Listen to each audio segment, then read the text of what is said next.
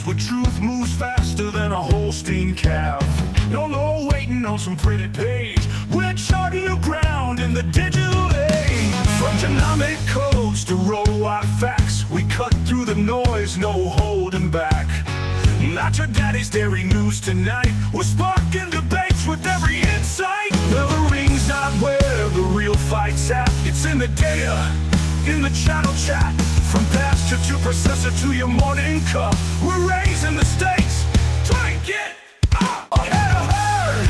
Yeah! Where the future's more than just a word. Ahead of herd. Come on! The bullfine's calling, let your voice be heard. Welcome back to The Deep Dive, where we cut through dairy industry noise to get you the insights that actually matter for your operation. We are co-hosts of the Bullvine Podcast, and this is the show Dairy Farmers Trust for no BS analysis. And today, this is a big one. We're breaking down the 10 stories that define dairy in 2025. This isn't a celebratory deep dive, because the lessons we learned this year, well, they were paid for with lives and livelihoods. The highs, the lows, the unacceptable risks. So grab a coffee. You'll need to be focused, because the goal here is to build a survival playbook for 2026. This one is going to stick with you. I think it has to. I mean, 2025 was a year of just stark, brutal contrasts. When we were pulling the source material, looking at the 10 biggest stories, it wasn't just polarization. No. It felt like two entirely separate dairy industries operating on, different planets. Absolutely. We have to start right there with that central tension. On the one hand, you had the high end just thriving. Right. I mean, the headline we all saw. A single cow-Olertine Avenger design VG89 sold for a breathtaking $1 million. $1 million. At the International Intrigue sale. That's pure genetic gold.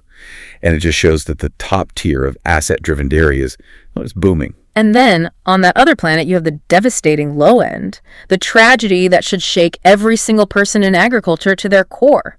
6 workers died in a confined space tragedy at Prospect Valley Dairy in Colorado. 6 human beings gone in the same industry in the same year that saw a cow sell for 7 figures. And that is the central problem we have to reconcile. And frankly, we can't, not unless we acknowledge the direct link between the two. The causal link, yeah. The extreme pressure driving that consolidation, that financial ambition, it is directly connected to catastrophic failure. We saw the preview for this whole year play out in North Dakota. That North Dakota number it's difficult to even process. We're talking about going from 8,810 dairy farms in 1987. 1,800. Down to just 24 today. 24. That's a 98.7% decline in less than 40 years.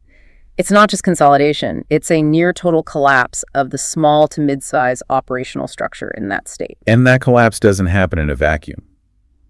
It's not because those 1,786 farmers were lazy or bad managers. Of course not. The thesis of this whole deep dive is that those intense financial pressures forcing consolidation, the need to grow or die, are directly connected to why we are seeing these safety lapses, these infrastructure failures, and ultimately human mortality on the farms that are left. When margins tighten, safety becomes the most tempting expense to defer.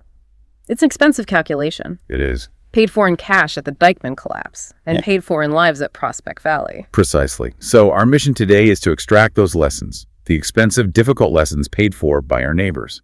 We need to pivot from just mourning the tragedy to building a concrete, resilient survival playbook for 2026. Because you can't afford to make these same mistakes. No. The market, the banks, and Mother Nature, they are simply not waiting for us to catch up. Let's start with the hardest parts then. Because we cannot talk about survival without talking about the unacceptable human cost that 2025 delivered. We have to confront the uncomfortable reality that these tragedies were not accidents. They were not. They were failures of discipline and deferred investment.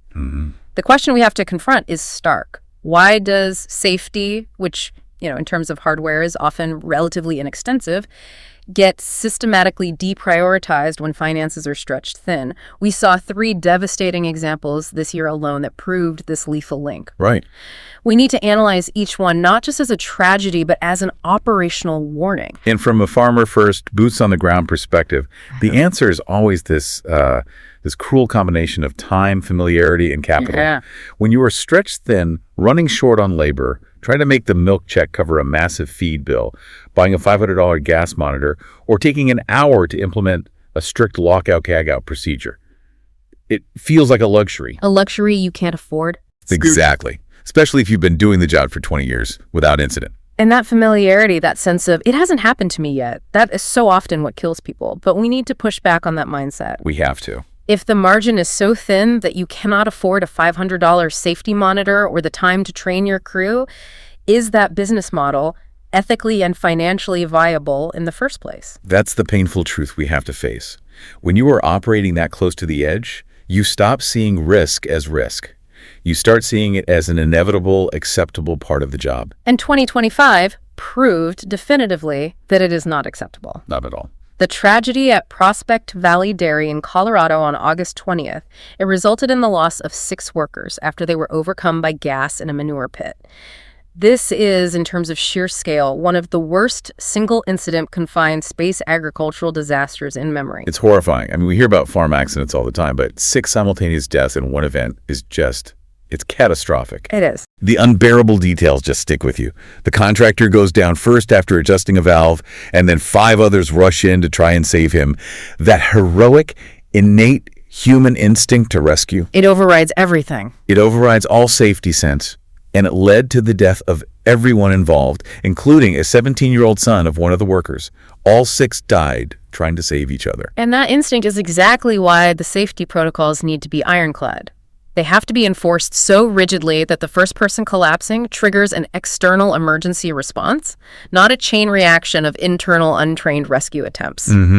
We need to understand the science of the risk here, because manure pits aren't just smelly, they are exceptionally dangerous atmospheric environments. We're talking primarily about hydrogen sulfide, HRS. It is exceptionally deadly. At levels between 1,000 and 2,000 parts per million, which can happen instantly when a crust is broken or agitation starts, it causes immediate incapacitation and death. And it's heavier than air. It is. It pools in those low spaces like the bottom of a pit, just waiting.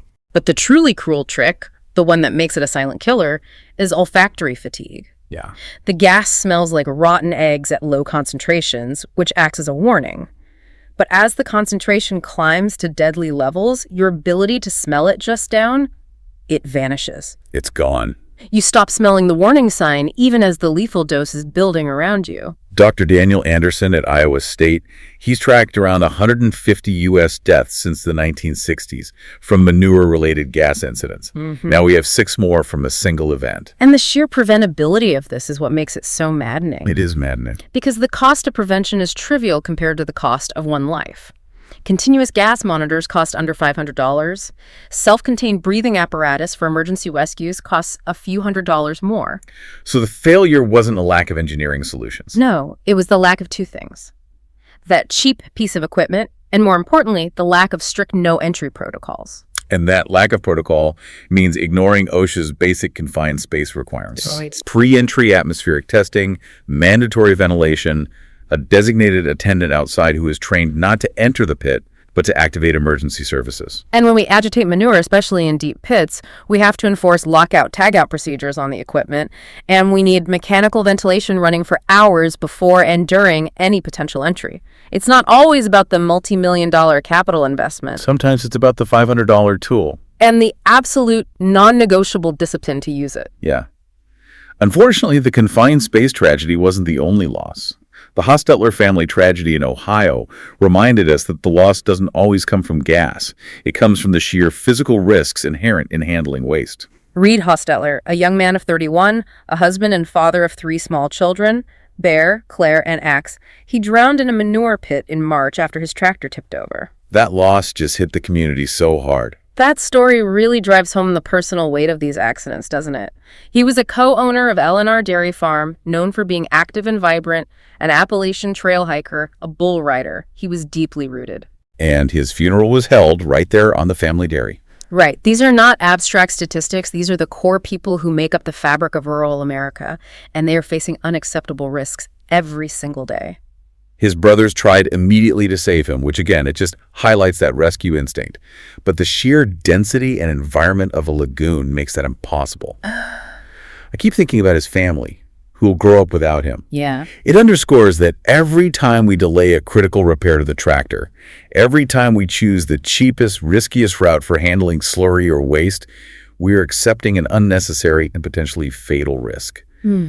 We We have to treat these systems with the respect they deserve. And the risk isn't limited to waste management. Infrastructure failures due to deferred maintenance claimed a huge chunk of one family's future in Quebec. On June 26th, the devastating fire at Buckland Holsteins near Coaticook claimed over 160 cattle 100 milking cows, 65 heifers. The livestock losses alone were estimated at, $240,000 to $320,000? Yeah, based on mid-range valuations.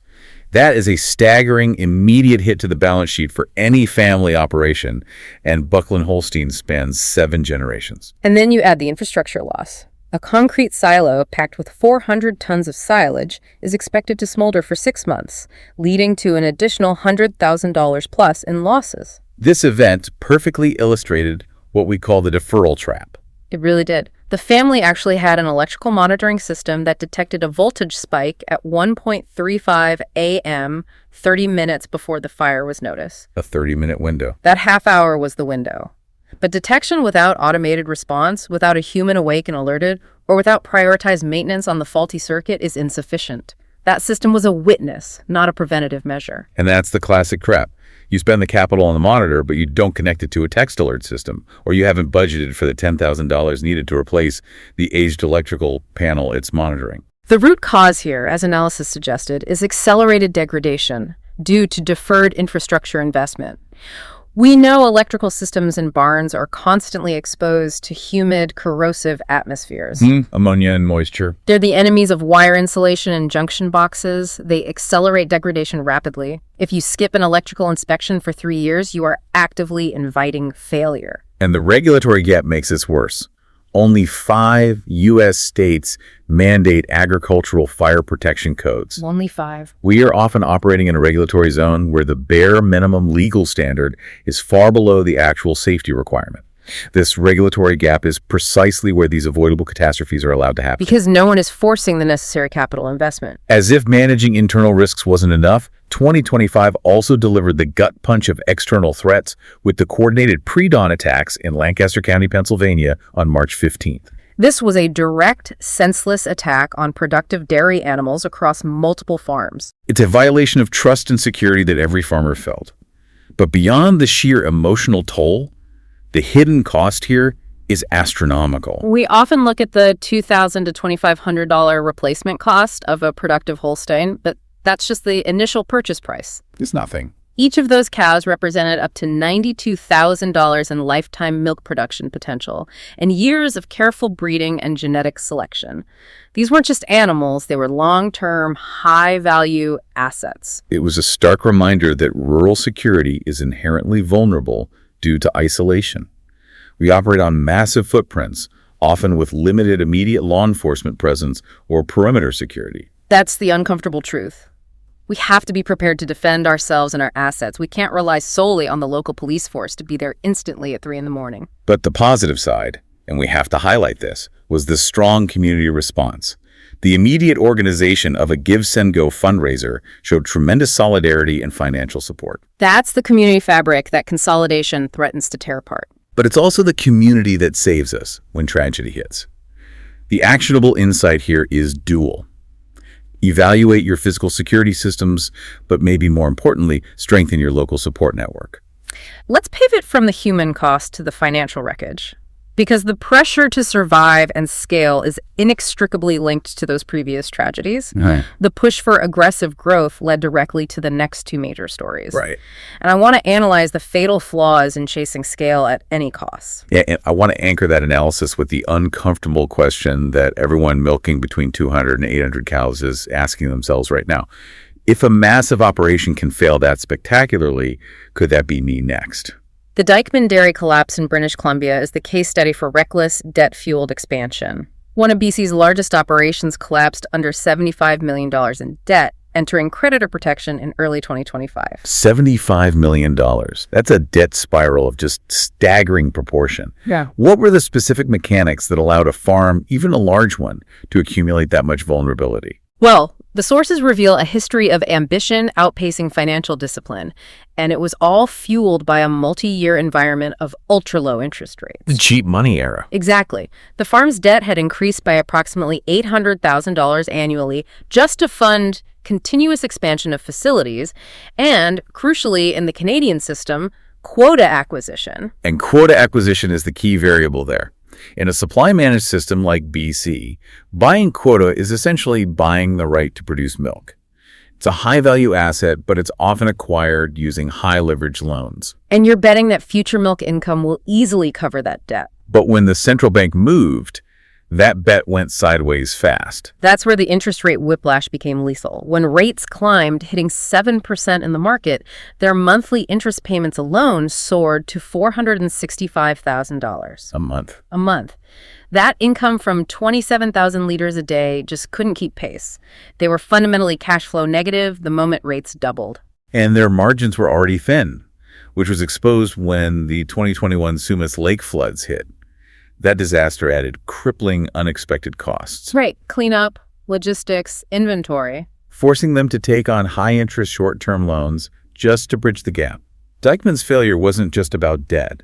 It showed how aggression and thin margins make any operation vulnerable to external shocks. It ignited a huge and necessary debate in the industry. Was this pure farm mismanagement for taking on such high leverage, or was it a case of aggressive, irresponsible overlending? I mean, you heard critics arguing Scotiabank was enabling a precarious, volume-focused expansion without proper stress testing against rate hikes. I lean toward the idea that the farm bears the ultimate responsibility, but the lending environment enabled the catastrophe. I think that's fair. The core lesson is clear. Aggressive growth strategies unravel quickly when external conditions shift. You have to understand your rate exposure. And if a $75 million operation can't absorb a 5-point rate increase, what does that mean for a mid-size operation carrying $5 million in revolving debt? You have to stress test your debt load against worst-case scenarios. A 7% rate hike and a flood hitting at the same time.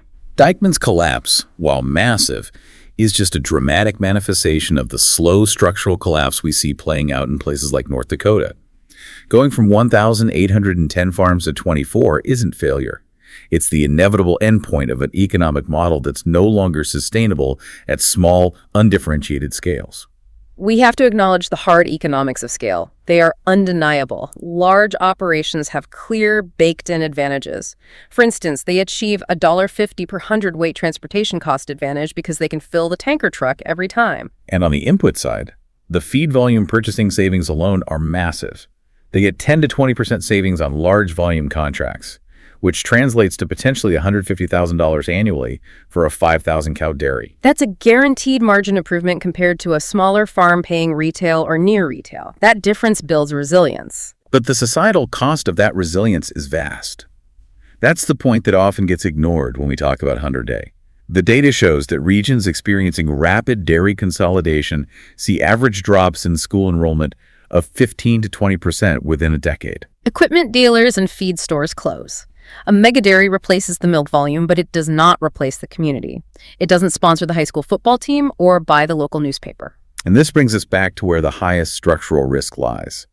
USDA baseline projections suggest that by 2035, 70% of milk production could come from operations with over 2,000 cows.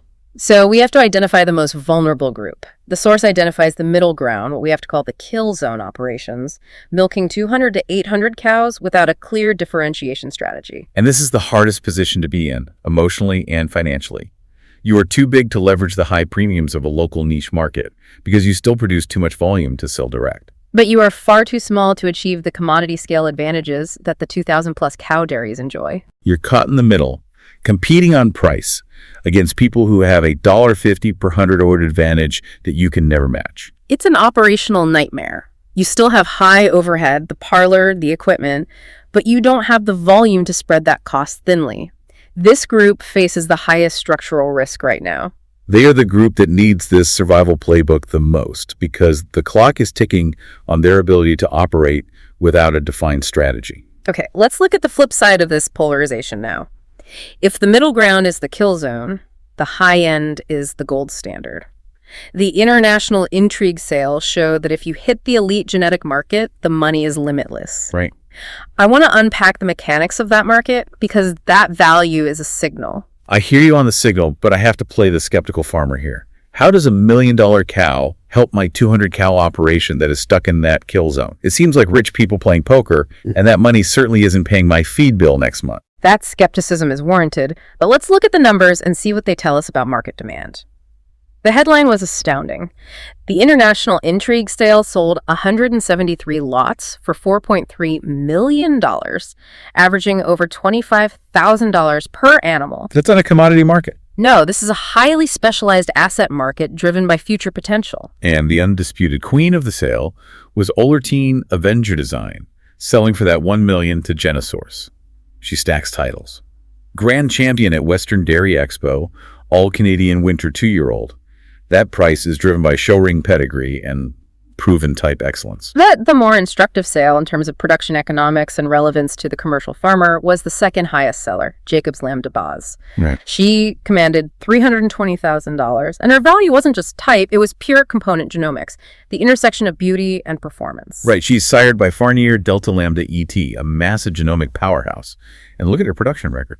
128 pounds of milk with a remarkable 5.1% fat and 3.9% protein. Well above average for components. Well above. If your processor is paying premiums based on component testing, this cow is printing money. Exactly. This is why the money filters down. While you might not buy a $300,000 cow, the demand for her genetics is what drives semen prices and dictates which bulls survive the selection process. This proves the demand for elite genetics and component-focused production is stronger than ever. So if we boil this down, what that $1 million cow is telling the 200 cow farmer is this. The market has defined where the high margin profit is. If you aren't going to get big enough to compete on volume scale, which means milking 2,000 plus cows, you must compete on value scale. It means evaluating your herd genetics is no longer a luxury, it's a non-negotiable survival strategy. You must focus on those component drivers, fat and protein percentages, because maximizing pounds of solid components per cow is how you achieve better margins than your neighbor competing purely on volume. The industry is splitting cleanly. High-margin genetics and specialty versus low-margin commodity. You must choose a lane. If the financial fractures and human tragedies weren't enough, 2025 also delivered a harsh reminder that even if you execute perfectly on your farm, external systemic forces can still compromise your stability. This section frustrates me more than almost any other because it involves failures entirely outside of our control. You can have the best genetics, the safest protocols, and perfect debt management. But if the federal government drops the ball on oversight, we all suffer the consequences. The facts here are simple but alarming, and they created a systemic wobble. On April 21st, 2025, the FDA abruptly suspended its Grade A milk proficiency testing program. And most state regulators and processors found out about it through emergency media reports. It was sudden, and it caused chaos behind the scenes. For listeners who don't know the deep mechanics of the NCIMS system, this program doesn't test our milk directly. It tests the hundreds of private and public laboratories across the country that analyze the dairy samples for bacteria, antibiotics, somatic cell count. It's the quality assurance check that ensures every lab is consistent and accurate. Without federal verification, the entire system loses its calibrated backstop. And the reason for the suspension was entirely bureaucratic but deeply impactful. Massive workforce reductions across the Department of Health and Human Services eliminated roughly 20,000 positions. The FDA's Moffitt Center Proficiency Testing Laboratory literally eliminated the staff needed to maintain the program. They cut the people who analyze the results and provide the quality assurance. And the timing was just egregious. This happened right when the industry was grappling with ongoing H5N1 detections in dairy herds throughout 2024 and 2025. Consumers were already nervous about milk safety, even though processor pasteurization protocols made the milk safe. Exactly. Removing the federal quality backstop right then was, frankly, playing with fire and risking consumer confidence. And here's why it matters practically to you, the farmer. If labs struggle to maintain accreditation due to a lack of federal proficiency checks, testing consistency erodes. Right. And if a processor doubts the results of a local lab, they may require you to increase your own private testing frequency, raising your operational cost. And if the system loses faith, your state grade A permit could be at risk and your insurance liability increases. You can't control federal budget cuts, but you have to understand that the vulnerability created by the cuts flows directly back to your farm audit. The lesson here is clear. Even if you follow every best practice, you can't insulate against federal budget priorities or infrastructural failures outside your control. We must be aware of systemic vulnerability and always prioritize consumer confidence locally. Because the federal backup might not be there when we need it most. Okay, let's dramatically shift the energy. We've covered the hard lessons, the tragedies, and the failures. Now let's focus on resilience, diversification, and the concrete strategies that are working for producers who refuse to be a statistic in that middle ground kill zone. I like this section. This is where we stop just mourning the losses and start building a path forward. The defining characteristic of the industry's future is not going to be sheer size, No. but strategic clarity and adaptation. Brady Martin's story was a massive reminder of the core values that still sustain successful family farming operations.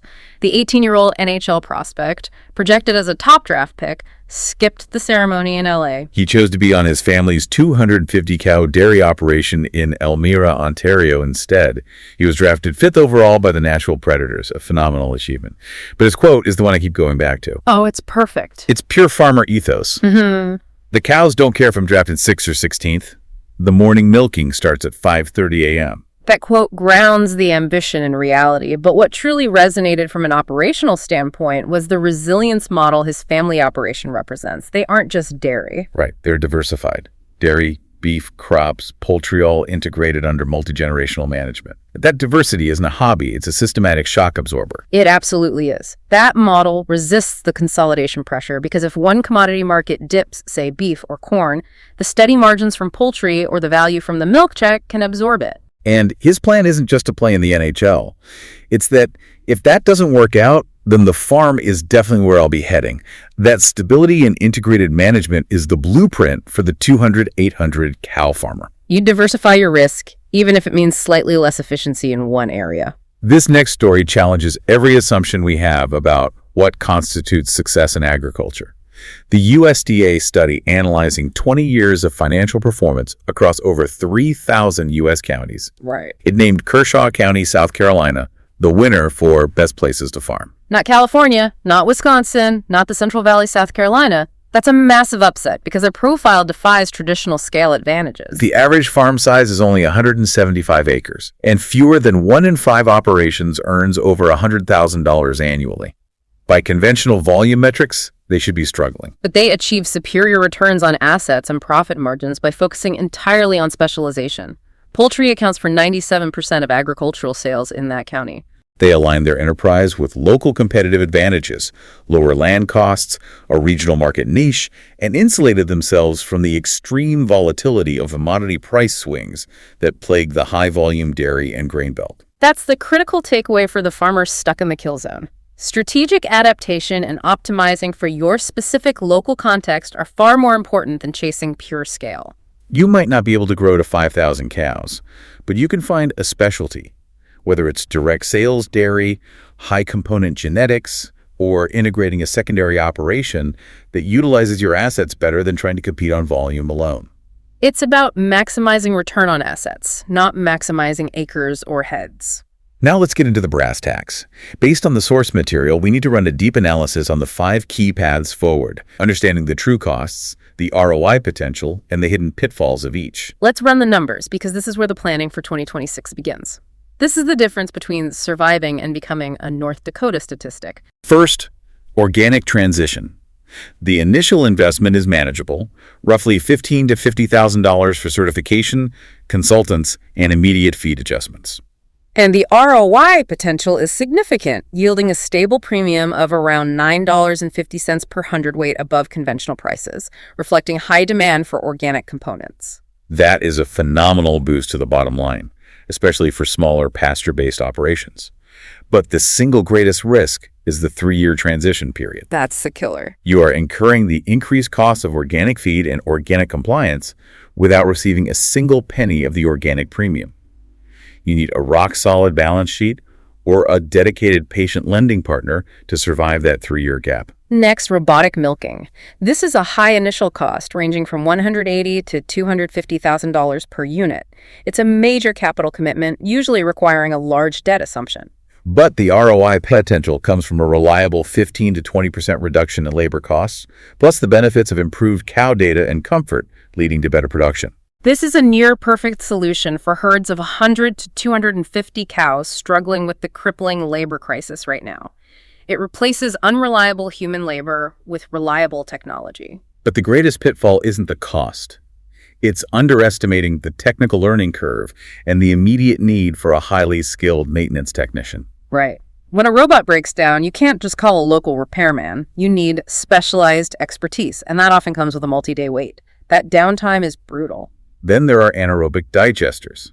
This requires massive capital outlay, typically $2 to $5 million, depending on the scale and complexity of the gas upgrading system. This is only feasible for large operations, usually 2,000 cows or more. It's purely for scale. The ROI potential is massive, $200 to $400 per cow annually, via renewable natural gas credits and carbon offsets. But that revenue is policy dependent and policy vulnerable.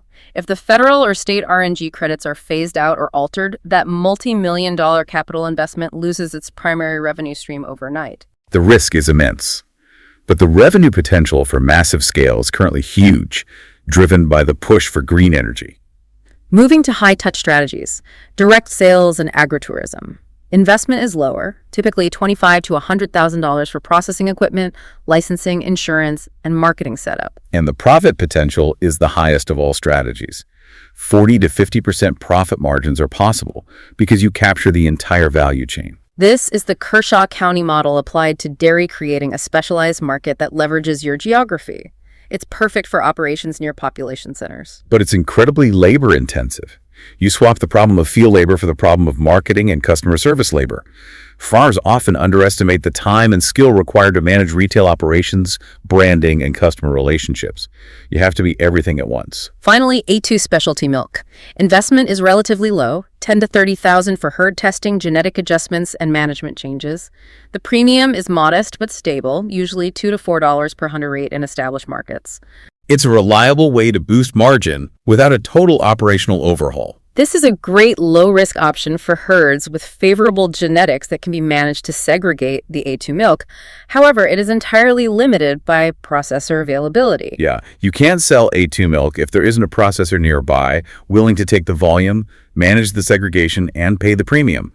It's a smart choice, provided your processor is on board. So the strategies exist, but they demand the clarity to pick one and commit, rather than remaining stuck in that high-risk middle ground, hoping that volume alone will save you. All right, we've laid out the devastating context of 2025, the $1 million cow, and the 6 lives lost. Someone's listening to this on their way to morning milking. What are they taking away? We need a clear, staged, hyper-specific action plan based on the hard lessons learned this year. We've got to start with immediate non-negotiables. These are the things you could do this week that prevent tragedy. First, schedule an electrical inspection. Not just a walkthrough, but a comprehensive inspection by a licensed electrician who understands corrosive environments. And make sure it's someone who gets barns, who understands ammonia and corrosion. It must be done before spring, when you start ramping up equipment usage. Referencing Buckland Holsteins, we know deferred electrical maintenance is lethal. Second, check your gas monitors or buy them immediately. Install continuous monitoring in all confined spaces, manure pits, storage silos, and lagoons. No exceptions. The $500 cost is less than 1 hour of the emotional and financial cost of a funeral. That's the lesson of the Colorado tragedy. And if you don't have protocols, create them. No one enters without a pre-entry atmospheric test, ventilation running, and a designated trained attendant outside who knows to call 911 immediately, not rush in. Third, review your insurance and emergency protocols. Ensure you have adequate coverage for catastrophic lost livestock replacement, infrastructure, and liability. And confirm your business interruption coverage is updated. Referencing the Buckland fire and the Lancaster County attacks, confirm that replacement costs reflect the actual value of a productive cow, not just a baseline commodity price. The next 3 months have to be about rigorous financial introspection. Run your debt-to-asset calculation, total liabilities divided by total assets. Compare it against industry benchmarks. Penn State Extension recommends established dairies stay below 30%. And above 60% is flagged as highly vulnerable. That Dykeman Dairy collapse lesson boils down to that single number. If you're above 50%, you are one interest rate hike, one flood, or one unexpected labor strike away from insolvency. Second, evaluate one differentiation strategy. Don't commit capital yet, but identify a niche organic, A2, robotics, direct sales that aligns with your specific geography, labor situation, and herd size. Kershaw County taught us that strategic alignment beats scale. Third, and this is critical for every farmer with debt, have an honest, proactive conversation with your lender about interest rate exposure. Dykman's failure was accelerated by the switch from 2% to 7%. Ask about specific financial instruments. Are your loans adjustable rate? Can you fix the rate for the next 5 years? Are rate caps available? If you can't fix your debt, you are relying entirely on the Federal Reserve to keep your business solvent. Know your exposure and model stress scenarios. Looking ahead to the next 12 months, these steps build the long-term structural integrity that prevents collapse. If you've chosen a differentiation strategy, build a 24-month implementation plan. You need milestones, capital budgeting, and staff training outlines for the transition. Don't drift, commit, and plan. We must also prioritize family structure. Update succession documents. If tragedy hits, like the loss of Reed Hostetler, the last thing your family needs is legal uncertainty layered onto overwhelming grief.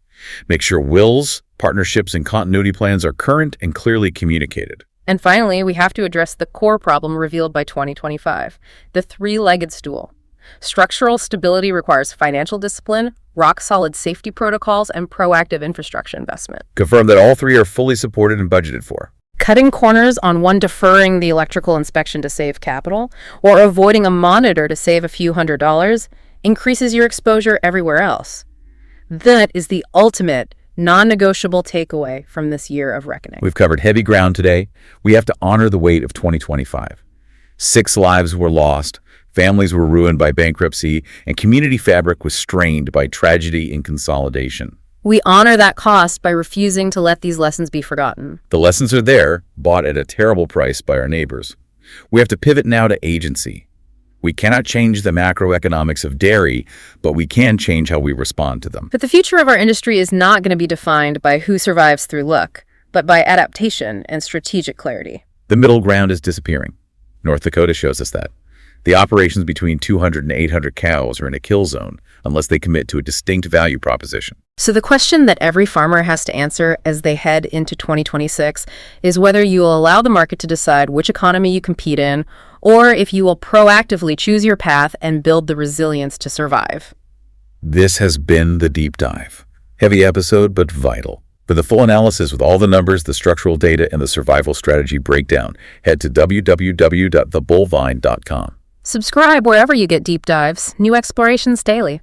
Next up, we're looking at the future of water rights in the Plains states and how it will impact irrigation access for the coming decades. Until then, stay safe out there.